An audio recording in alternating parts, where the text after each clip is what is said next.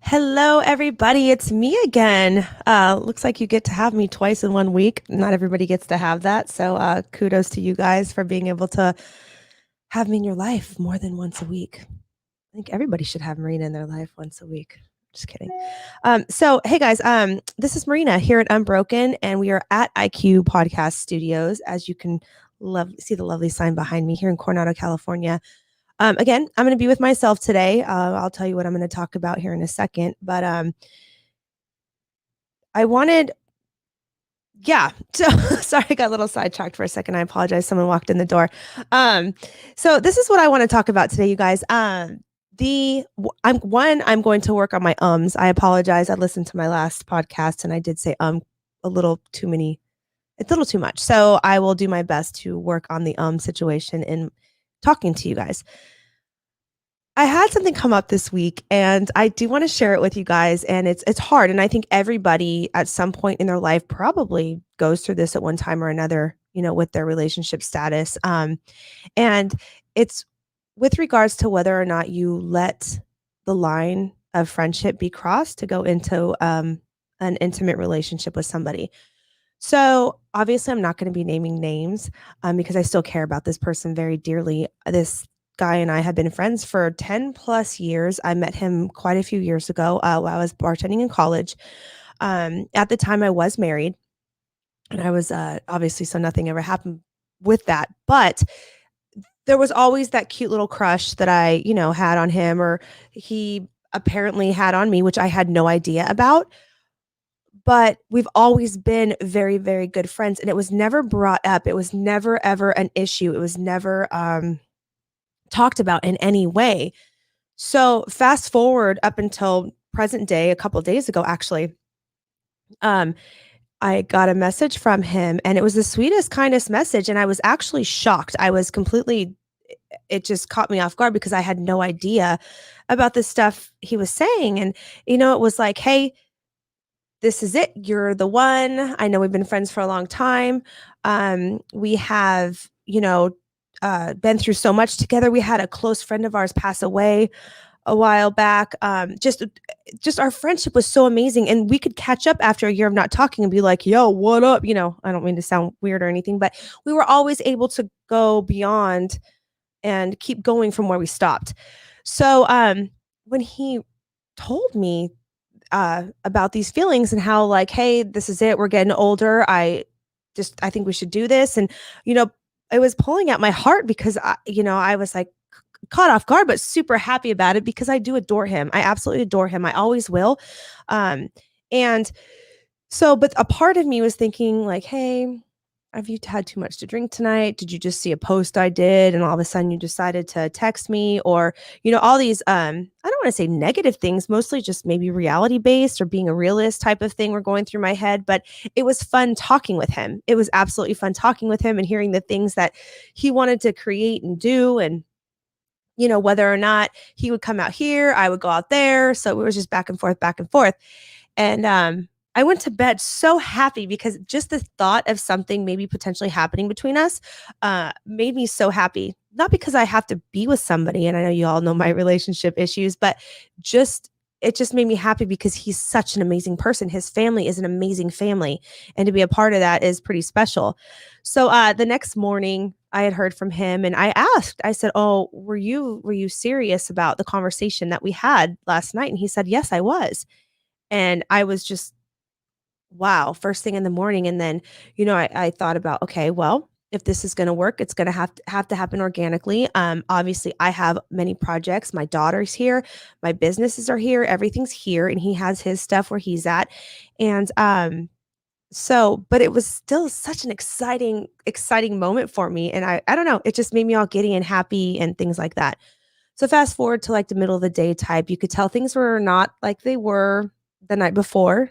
Um, and with the current conversation that we were having. So I had mentioned, like, hey, you're a little different than you were last night. And he's like, yeah, I just think, things need to be taken slow, like you said, which I did say, because obviously there's a lot of dynamics in any type of relationship that I'm going to get involved in, as with him as well. Like, it's not something that we can just jump into. However, then it turned into, oh, I don't want to hurt you or disappoint you. with whatever it is I'm doing. I, just got to this place, A, B, C, and D. And so I was like, okay, I get it. And I realized it was just like a moment of whatever it happened to be the night before. But I'm not gonna lie, this like it really hit me hard in the heart because I was so afraid that I was going to lose my friendship with him. I I mean, literally, like I said, we could go a year or so without even talking, and to think that just because we had this conversation about what could or could not happen between us, it really, like, made me sad and it broke my heart. Not broke my heart, I'm getting a little dramatic. No, it did break my heart. I'm not getting dramatic. It broke my heart.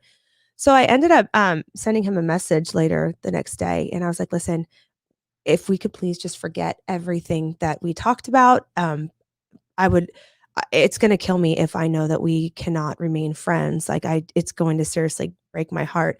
And, I said, "I know it's gonna be kinda awkward," pretty much. I mean, obviously, any type of situation like this is awkward, but I do feel like I am mature enough, he is mature enough to kinda just let it, you know, fly over. At least I'm hoping it does.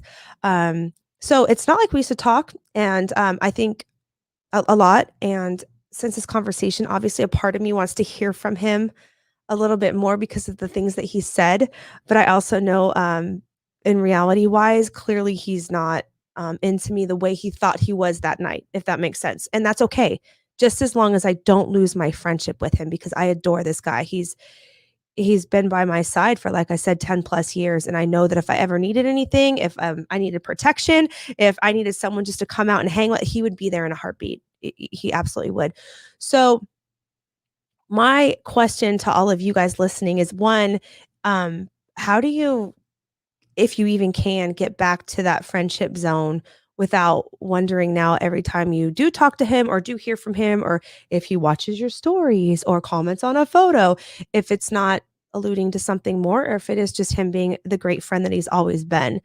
And, that's the crappy part for me because, like, thinking that I could ever be in a relationship with him is actually pretty cool. I think it would be pretty awesome, because he's just an awesome person, and where he comes from and where he's been, and his heart is pure, and, he's just an all-around amazing person who doesn't really hold back from anything. He goes after what he wants, and I love that, and I think that he would definitely be a an amazing ride or die.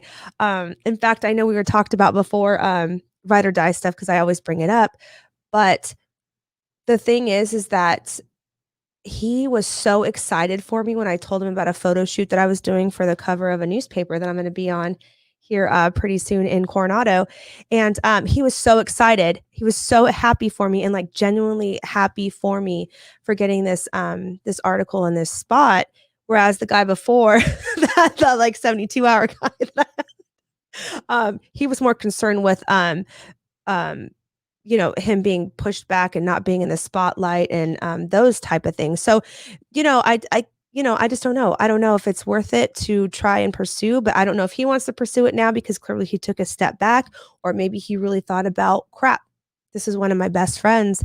Is this going to ruin our friendship? I don't know. This is honestly the first time I think that I can honestly say as an adult where something potentially could happen with a friend that I've been with for so long.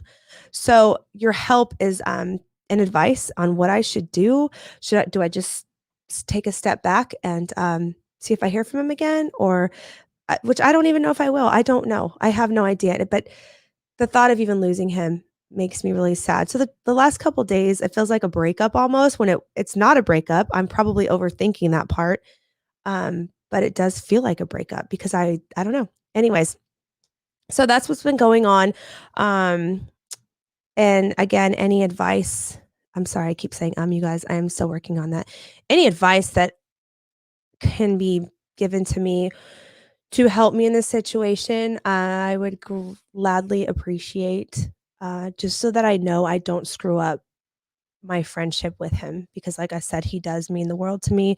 There's a group of us, that have been friends for a long time, and they all mean the world to me, but this one is just a little bit different. So that's what's going on with that. So yes, give me everything that you can. On another note, I had an amazing photo shoot, which I was just talking about a little couple seconds ago. Justin Ibarra, one of the most amazing photographers I think I've ever seen, his work is absolutely amazing. He shot me. That sounded wrong. We did a photo shoot at my gym for this current newspaper article that's going to be coming out. And wow, guy is talented. I had the most fun, and I had the best squad there with me. He like how comfortable he made me. And I had the girls from Michaelia, I had Ceci there, I had Jess there. Obviously, I had Brett and Sarah there from IQ Podcast. I had my girls Tina and Jen there with me from the gym. I had Ryan was there, Julian was there, just all these people just like pumping me up in this photo shoot. And it was one of the coolest experiences of my life. There's that again. See? I remember growing up, anytime I said dude, my dad would pull a piece of hair out of my head. And I stopped saying dude. So maybe I should bring that up to my dad and be like, Dad, anytime I say on these shows, you need to count and then pull that many hairs out of my head. So I stop. So the photo shoot was amazing, you guys. I hope that when the article comes out, it's Beyond the Bridge, the newspaper here in Coronado. I got front cover, which I think you guys all saw the last time I was on the show. I was stunned. I didn't know that I was getting the front cover, and why the magazine or the photo shoot was done so quickly. So that was pretty cool to know I'm going to be on the cover of a magazine, or I'm sorry, a newspaper magazine one day in a year. Right? So featured on the cover of this magazine and this newspaper, Beyond the Bridge here in Coronado. So that's what's going on. What else is happening in my life these days, Sarah? My floors at the gym.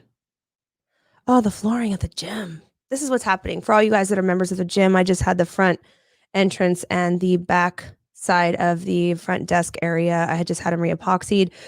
The front area apparently wasn't clean enough when they did it, so there's some air bubbles, so they have to redo the front part again this Friday night, which means that I have to close Friday night. So the hours at the gym will be until 10. We'll close at 10 p.m. on Friday night and reopen at 5 a.m. again on Saturday. I'm really, really sorry. I wasn't anticipating this happening, but at least it's not going to be like that for a couple days, just the one day.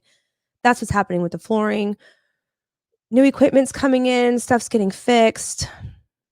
I'm trying to keep up with stuff at the gym as much as I can with like I think I explained it before about ordering stuff and having it be, back ordered because of everybody, needing gym equipment. Tomorrow actually is my citation, the criminal case for me being cited at the gym for staying open. That takes place tomorrow, but I don't have to appear. My attorney's going to be appearing for me. So I will let you guys all know what happens with that. And if it's going to be moving forward or not, I'm not sure. I won't know until tomorrow after the court hearing. Civil case stuff still going on. I really can't talk about that.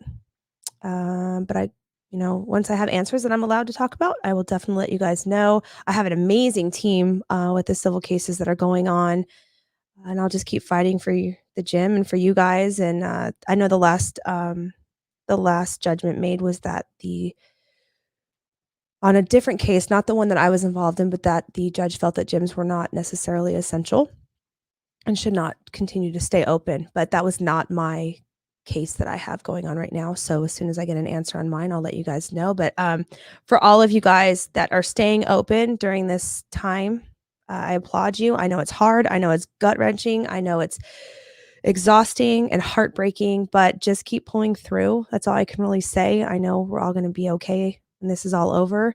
I know our businesses, as long as we can keep pushing through and just have each other's backs, it's all going to be okay.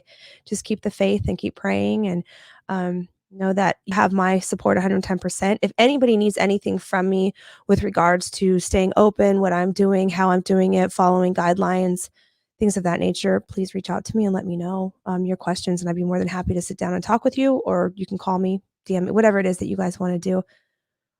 So with that said, you guys, I'm going to say goodbye until next time. I'll see you guys in another week or so, right?